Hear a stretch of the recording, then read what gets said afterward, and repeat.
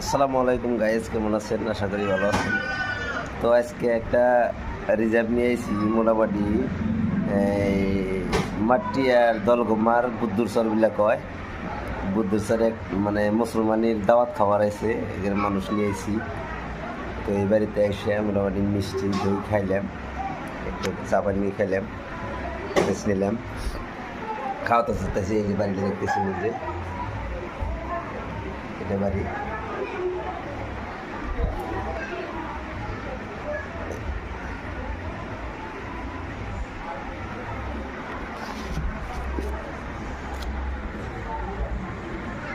বাড়ির সাইডে সাইডে এটা রুম রুম বহুত রুম করে, এটা রুমে বসে রয়েছি আমি।